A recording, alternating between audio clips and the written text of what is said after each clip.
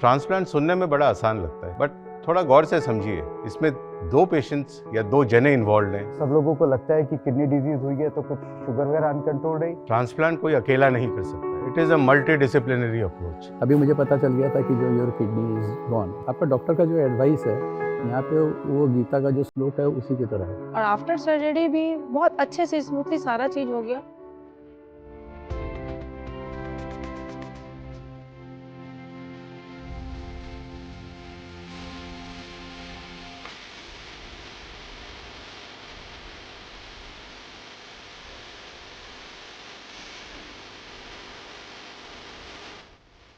Namaste and welcome to our second episode of Transplant Conversation. I am your host, Dr. Prasoon Ghosh, and I am a Senior Director in the Department of Renal Transplantation and Urology and Robotics. In our last episode, we had talked about the premier robotic kidney transplantation and various kidney diseases, जो कि आम population में काफ़ी प्रचलित है. In this particular episode, we are going to talk about a different scenario. Transplant सुनने में बड़ा आसान लगता है, but थोड़ा गौर से समझिए।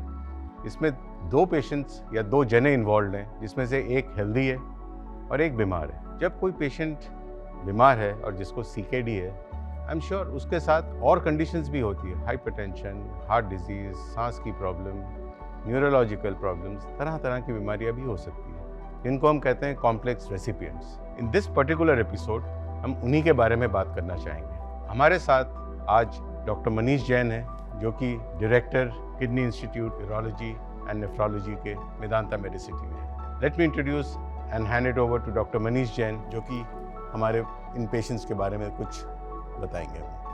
नमस्कार, मैं जैसा डॉक्टर घोष ने इंट्रोड्यूस किया है, डॉक्टर मनीष जैन, मेदांता में डायरेक्टर हूँ kidney disease and renal transplant में। Thank you doctor Ghosh.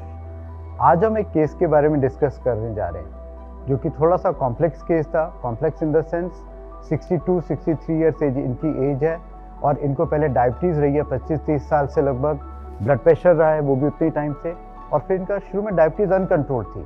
फिर उसके बाद इनको हार्ट प्रॉब्लम भी हुई, जिसके लिए इनका स्टेंटिंग हुआ 7-8 साल पहले, और फिर लास्ट ईयर भी दोबारा इनका स्टेंटिंग किया गया था। हार्ट भी वीक था, और किडनी डिजीज़ इनको 7-8 साल से थी, 2017-18 में लगभग पता लगी थी। और फिर जैसा कि हमारी टेंडेंसी होती है, सब लोगों को लगता है कि किडनी डिजीज़ हुई है तो कुछ शुगर वगैरह अनकंट्रोल रही, ये नेटिव मेडिकेशंस पे भी चले गए, देसी नुस्खे अलग अलग तरह के ट्राई किए, और उसके बाद फाइनली इनकी डायलिसिस शुरू हो गई। जब डायलिसिस शुरू हुई तो इनका ब्लड प्रेशर कभी अनकंट्रोल चल रहा था, काफ़ी बार इनका हॉस्पिटल में एडमिशन भी हुआ।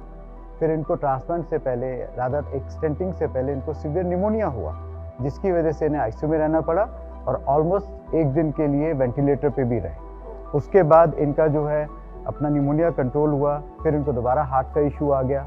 डायलिसिस के टाइम पे इनका ब्लड प्रेशर 200 से ज़्यादा कई बार चला जाता था, और डायलिसिस बेसिकली टॉलरेट नहीं कर रहे थे। फिर इनका दोबारा स्टेंटिंग हुई, जो कि अक्टूबर 2023 में हुई। तब तक इनका चल रहा था कि हमें ट्रांसप्लांट करना है, नहीं करना। और जैसा हमारे लोगों को मिथ है कि डायबिटिक वाले पेशेंट्स हैं, पहले उन्हीं को लगता था हमें ट्रांसप्लांट करना कैसा रहेगा, क्योंकि स्टेरॉइड्स चलेंगे, बाद में शुगर बढ़ जाएगी, क्या होगा। और फिर 2 बार जब इनकी स्टेंटिंग हो चुकी तब और भी ज़्यादा था। हमारा हर किसी को लगता है, इवन डॉक्टर्स को भी लगता है कि हार्ट की प्रॉब्लम है तो हमें आगे ट्रांसप्लांट करना है, कितना रिस्क पड़ जाएगा, ऑपरेशन का एक और रिस्क है, तो उन सब चीज़ों के चलते। सो आई थिंक सबसे इम्पॉर्टेंट बात इसमें से ये निकल के आती है कि यूजुअली जो हमारे ट्रांसप्लांट रेसिपिएंट्स होते हैं, उनकी कोमॉर्बिड कंडीशंस भी इतनी ज़्यादा होती है साथ में, कि कई बार पेशेंट खुद, इंक्लूडिंग द फैमिली मेम्बर्स, ये भी सोचते होंगे कि क्या हमें ट्रांसप्लांट करवाना चाहिए, नहीं करवाना चाहिए। इस तरह के कई सवाल डेफिनेटली मन में आते हैं, पर इनको अगर प्रॉपरली एड्रेस किया जाए, अगर बाकी कोमॉर्बिडिटीज़ को ठीक से कंट्रोल किया जाए, तो आई एम श्योर ऐसे पेशेंट्स डेफिनेटली ट्रांसप्लांटेबल हैं, और ट्रांसप्लांट से जो बेनिफिट लिया जा सकता है वो आई एम श्योर वो हो सकता है। बिल्कुल डॉक्टर घोष, आपने बिल्कुल ठीक कहा। जो ये वाले पेशेंट्स होते हैं, इनका जो हार्ट डिजीज़ है, हमारा जो ऑपरेशन के टाइम डेफिनेटली नॉर्मल पॉपुलेशन से ज़्यादा रिस्क होगा, क्योंकि पहले ऑलरेडी हार्ट का प्रॉब्लम हो चुकी है, और ट्रांसप्लांट के पहले महीने में थोड़ा सा ज़्यादा रिस्क रहता है as compare to the normal without जिनको हार्ट प्रॉब्लम हो उसके लिए। इन शॉर्ट, ट्रांसप्लांट कोई अकेला नहीं कर सकता। It is a multi disciplinary approach.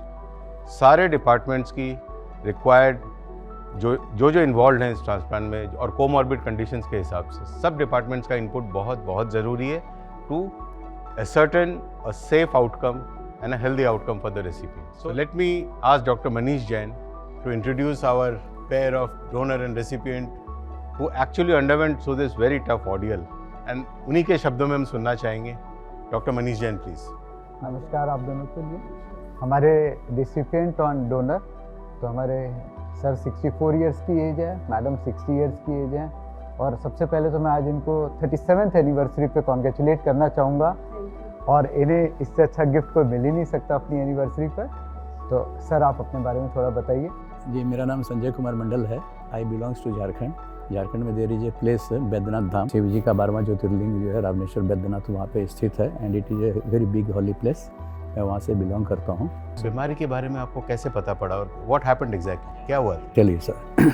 In fact, my son's birthday is birth year is 1996, जी जी. and it was a 7 to 8 years late. So we both were very much in stress because there is no birth of. So that time I was in stress, and that year only I afflicted with diabetes. अच्छा, you came to know about diabetes. Yes, yes. तो diabetes काफी सालों से है आप? Diabetes मुझे काफ़ी फिर? सालों से है. फिर क्या हुआ? फिर आपको जैसा मालूम है प्राइवेट सेक्टर में काम करने वालों का जी, जो जी, है जी. एक स्ट्रेसफुल जॉब होता है. तो मेरे लिए प्रायोरिटी में जो है सारी चीज़ें थी, लेकिन जो हेल्थ मेरा जो सेकेंडरी टारगेट था. बावजूद इसके somehow this reason that reason it was ignored. Gradually it continues like this only. Actually क्या होता है ना, जब हमारी एज होती है, हम यंग होते हैं यस. और हमें कोई भी डायबिटीज या ब्लड प्रेशर का पता लगता है, हमारी बॉडी भी अच्छी स्ट्रांग है और हम वैसे भी कोप अप कर लेते हैं, तो हमारा एक फिर चलता रहता है दोबारा कि हमें बिना दवाई के. बाकी भी लोग इसमें हमें बोल देते हैं कि अगर आपने एक बार शुरू की तो दवाई लाइफ लॉन्ग लेनी पड़ेगी. हम ये रियलाइज नहीं करते कि एक या दो गोली से हमारी अगर ये चीज़ें ठीक रहें और फिर फर्दर कॉम्प्लिकेशंस नहीं हो.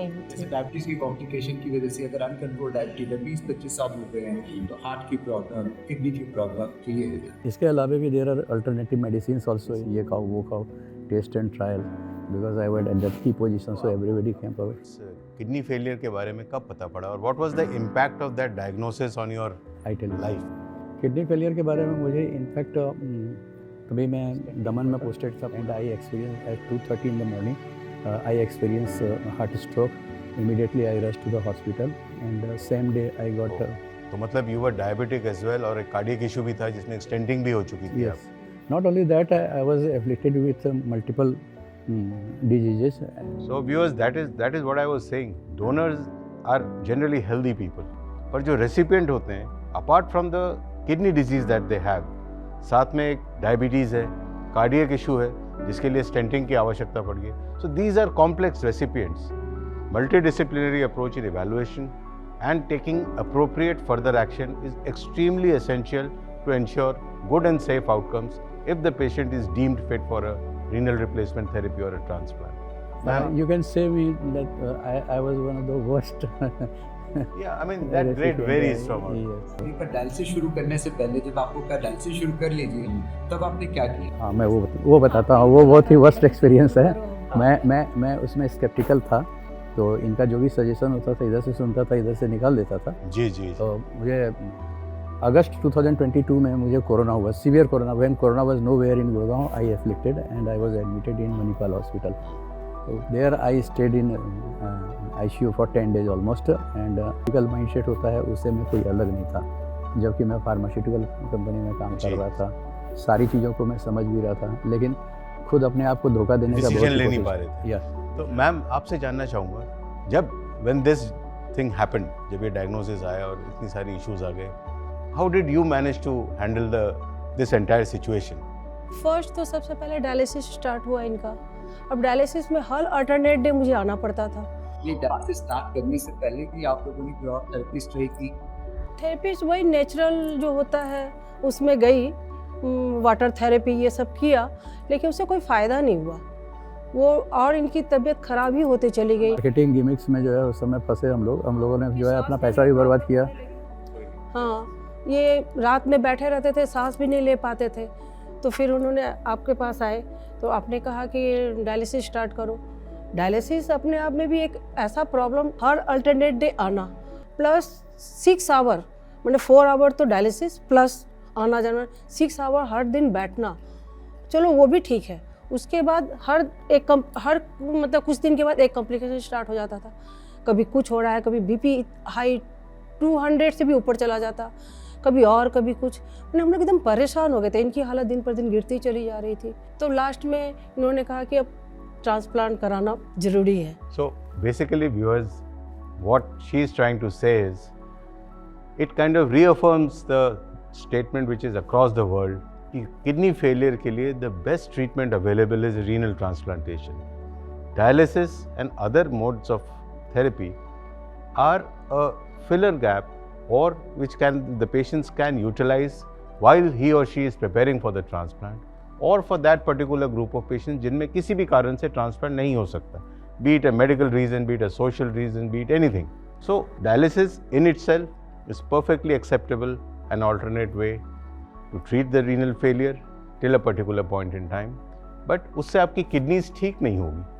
हम उसको ले सकते हैं that is a bridge to transplant. Is a bridge to transplant, correct? Transplant हो जाता है, उसको तो सूट कर जाता है जो Here my journey was not smooth, rather हाँ, हम जानना a चाहिए. very rough patch start from here, because Dr. Jain was repeatedly insisting कि जो है क्यों नहीं करा रहे हो, तो इनको फील हो गया था कि मेडिकली ये थोड़ा सा फिट है, वो तो fear रहता है कि ट्रांसप्लांट कराना है, तो कैसे हम लोगों होगा. ने भी जो है डिसाइड किया सबसे पहले, तो इनका एक्सेप्टेंस वाज वेरी इंपॉर्टेंट, और acceptance was there, and family side से भी मैं थोड़ा सा हाईलाइट करना चाहता हूँ।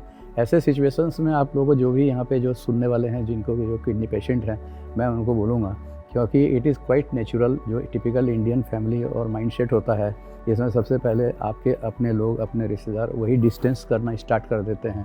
उनको दो फियर साइकोसिस होता है, एक तो होता है कि जो है मुझे अपना कहीं हमसे मांग ना ले, दूसरा होता है कि जो है कहीं पैसे से नहीं करें क्योंकि it is very expensive treatment. तो लेकिन सरकार ने काफ़ी सारी सुविधाएं दी हैं, तो उससे आदमी को नर्वस नहीं होना चाहिए, rather they have to explore it. Even village person can also get a very good medical treatment.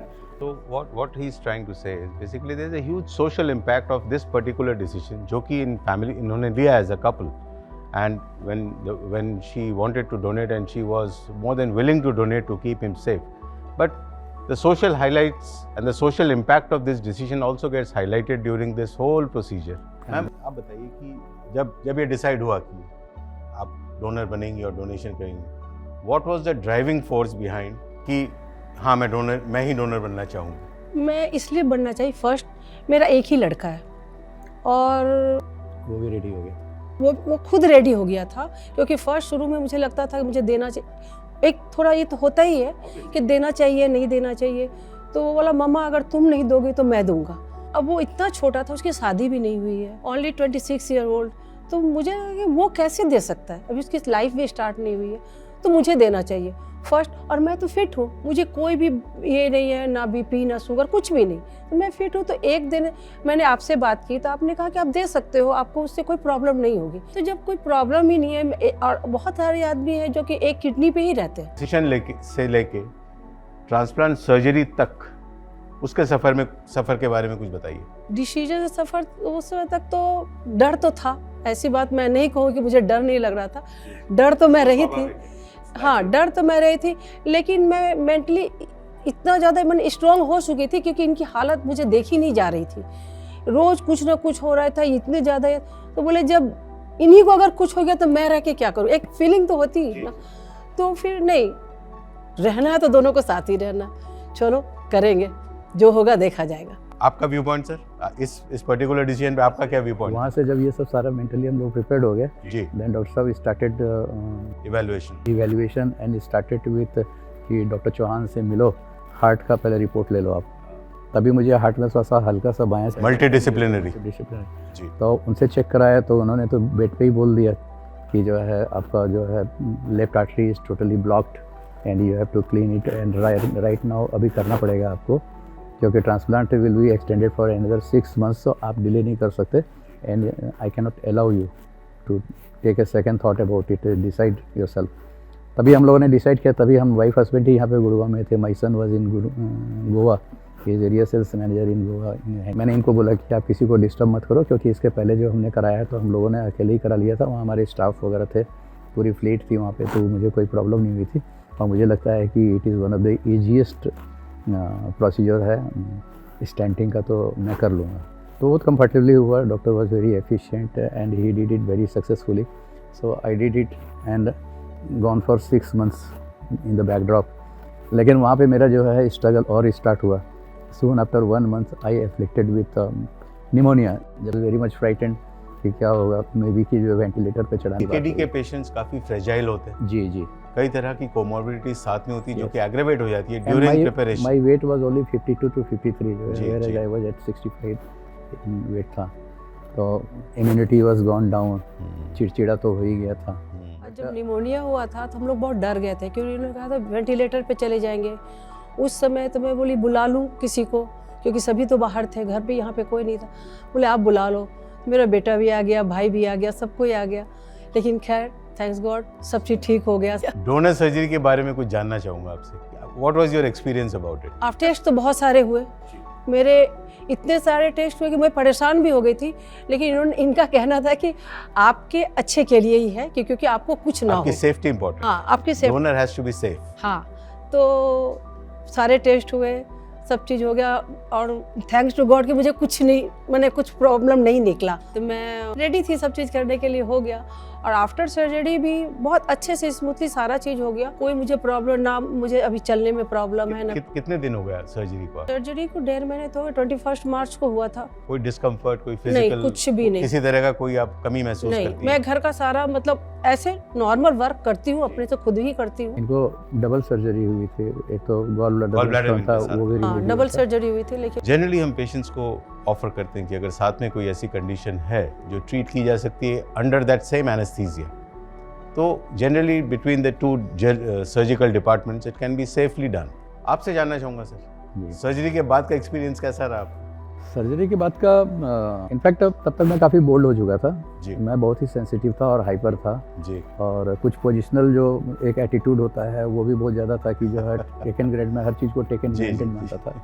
तो उसमें आदमी काफ़ी हाइपर हो जाता है और लगता है कि चीज़ें जो है स्मूथ क्यों नहीं है, इरिटेशन होता है. करेक्ट. तो धीरे धीरे आई रियलाइज़ की जो है यहाँ पे एक्सेप्टेंस. हाँ, तो ये नहीं है, रादर जो है मुझे इंस्टेड ऑफ गेट हाइपर जो है मुझे थोड़ा सा शांत होना चाहिए. तो धीरे धीरे मैं शांत होता गया और टॉलरेंस लेवल हमारी काफ़ी बढ़ गई थी. एक पॉइंट बहुत इंपॉर्टेंट है यहाँ पे, जो कि मैं अपने सभी पेशेंट्स जो अभी अंडर ट्रीटमेंट है उनके लिए मैं बोलना चाहूँगा कि नेवर लूज योर होप. और कभी भी तो मरने के बारे में तो बिल्कुल मत सोचना, क्योंकि this is very very safe. और ज़रा भी डिमोरलाइज होने का कोशिश मत करना, क्योंकि जो है इसमें 2 सोशल इम्पैक्ट है. एक तो फैमिली है, दूसरा है मॉनेटरी एस्पेक्ट है. उसमें आदमी नॉर्मली टूट जाता है, लेकिन ये दोनों ही चीज़ें जो है मैनेजेबल है. और फैमिली को जो है ऐसा कोई ज़रूरी नहीं है कि फैमिली में आपको सपोर्ट दे तभी आप सर्वाइव करेंगे. फैमिली के बाहर भी एक एक्सटेंडेड फैमिली होती है जो कि काफ़ी हेल्प करते हैं. And personally I have experienced it and I have got benefited about it. There are so many my friends were there who came with money and everything कि कुछ भी प्रॉब्लम होगा. हालांकि ऐसा कोई प्रॉब्लम भी नहीं था, लेकिन जो है एवरीबॉडी वॉलंटरली एप्रीहेंशन तो होती है. एप्रीहेंशन होती है. तो उसमें खड़े हैं, किसी तरह का ब्लड का देना है तो ये करना है, वो करना है. Everybody was there. So never lose your hope, मेरा ये मैसेज है. क्योंकि once you lose your hope, इसके बाद जो है टेम्पो आपकी जगह ग्रेजुअली जो है डाउन होती जाती है, कॉन्फिडेंस लेवल लो होते जाता है. उसका रिस्पॉन्ड जो है फिर आपके पेशेंट को जो है उनको जो रेसिपिएंट होते हैं उन पर अच्छा पॉजिटिव नहीं होता है.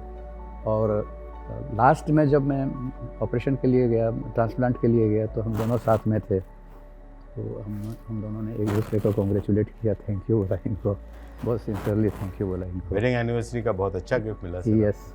और आँख में थोड़ा सा आंसू भी था जी. उस वक्त. सर अभी जैसे आपको ट्रांसप्लांट हो गया और 1-2 महीने होने को है, तो डायलिसिस की लाइफ और ट्रांसप्लांट की लाइफ और heaven difference, heaven difference sir. और मैं वही बता रहा था कि जब डॉक्टर साहब वहाँ पे गए, डॉक्टर साहब के पास गया थिएटर में, तो आई वॉज टोटली न्यूट्रल. मुझे ज़रा भी ना कोई फियर साइकोसिस था ना कुछ था. तो एक पेशेंट का वो लेवल आता है जब कि बिल्कुल न्यूट्रल हो जाता है. जो भी सुनने वाले हैं और जो पेशेंट हैं वो भी आ जाएंगे. और मुझे कोई डर नहीं था. कब मैं बेहोश हो गया मुझे पता नहीं. तो जब होश आया तो माय सन वाज देयर. तो मैं रूफ देख रहा था, आंखें खुली हुई थी लेकिन कुछ सेंस नहीं था. उसने मुझे जगाया. तो मैं कहा, तो बोला कि हाँ ट्रांसप्लांट हो गया, बहुत अच्छा हुआ. तो मैं तो सुन के खुश हो गया. There was acute pain, it was beyond tolerance, because even I was not able to ऐसा भी नहीं कर सकता था क्योंकि डायरेक्ट पेट पे इम्पैक्ट करता है. तो मैं कुछ नहीं कर पा रहा था. बावजूद इसके आई वाज हैप्पी. ग्रेजुअली इसके बाद तो फिर जो है हमने पीछे मुड़ के देखा ही नहीं और बहुत फास्ट रिकवरी हुआ. आप तो basically I mean this particular transplantation Yes, हुआ yes. आपके साथ, This is a life-changing event for you. Life changing event and I got it a new life, new lease. हम लोग का सोशल लाइफ ही खत्म हो गया था। 1.5-2 साल से हम लोग कुछ भी नहीं, ना कहीं आना ना जाना, कुछ कर ही नहीं पा रहे थे। और अभी आना जाना तो होता है डॉक्टर यहाँ पे हॉस्पिटल, लेकिन तब भी बहुत स्मूथ लाइफ हो गया। एक पॉइंट सबसे इम्पोर्टेंट है सर, वो मैं थोड़ा मिस कर गया बोलने में। एक पॉइंट है कि जो है आपका डॉक्टर का जो एडवाइस है यहाँ पे, वो गीता का जो श्लोक है उसी की तरह है, आपको वो फॉलो करना पड़ेगा इन टोटो। 2 साल हमारे हो गए मेदांता में यहाँ पे। I not missed a single dialysis, कोई भी अपॉइंटमेंट मैंने मिस नहीं किया। और मेडिकेशन जो है जो था जैसा था उसी टाइम पे हमने लिया, वो सारा चीज़ हमने जो है रिलीजियसली फॉलो किया सर। तो उसका भी एक बहुत बड़ा इम्पैक्ट होता है। लोग क्या करते हैं, पैसे के डर से कभी कभी जो है, या जो भी रीजन्स रहा हो नहीं कह सकते हैं, लेकिन स्किप कर जाते हैं क्योंकि इतनी इरिटेशन होती है वो 4 घंटे का जो बैठना जो है। यस, तो it is A challenging scenario. और उसमें जो है कभी कभी जो है उन लोग को जो है नसें खींचने लगती है, बीपी डाउन हो जाती है, तो फिर वो बहुत पेनफुल होता है। उसको लास्ट स्टेज में मैंने भी वो एक्सपीरियंस किया था, काफ़ी बीपी मेरी डाउन हो जाती थी। So viewers, for you basically, आपने पेशेंट्स के मुंह से ही सुना, अपने जुबानी सुना उनके, कि ऐसी कॉम्प्लेक्स सिचुएशंस में भी होप नहीं लूज़ करना है। अगर मल्टी डिसिप्लिनरी अप्रोच है, वेल मैनेज्ड है, सारे फैक्टर्स को कंसिडर किया जा रहा है और एक सेफ आउटकम देने की कोशिश की जा रही है, please follow the advice of your clinicians to the core. And I am sure ऐसी कॉम्प्लेक्स सिचुएशन का भी निवारण है, ऐसी कॉम्प्लेक्स सिचुएशन से भी निकला जा सकता है। And as most of the recipients would concur with me कि transplant is a life changing event. पहले और बाद में हेल एंड हेवन का डिफरेंस तो नहीं बता सकता, बट डेफिनेटली लाइफ बहुत स्मूथ और अच्छी हो जाती है। Thank you very much for watching this episode and I am sure इस प्लेटफॉर्म से काफ़ी इंपॉर्टेंट मैसेजेस आप तक पहुँचे होंगे, जो कि आपके कहीं किसी रिलेटिव के, किसी के भी काम आ सकते हैं। In this particular episode what we have highlighted is transplant कोई अकेला नहीं कर सकता, it's a team effort. Team में बहुत सारे जने इन्वॉल्व हैं और फॉर अ सेफ आउटकम सारे पैरामीटर्स को फैक्टराइज करना पड़ेगा। Thank you very much for watching me and I profusely thank our panelist doctor Manish Jain and mister and missus Mandal. And thank you very much viewers for watching. आपसे मिलेंगे अगले episode में एक नई कहानी, एक नई चीज़, एक नया आयाम लेके। Thank you very much for watching. Stay safe, stay healthy, take care of your kidneys. Thank you very much.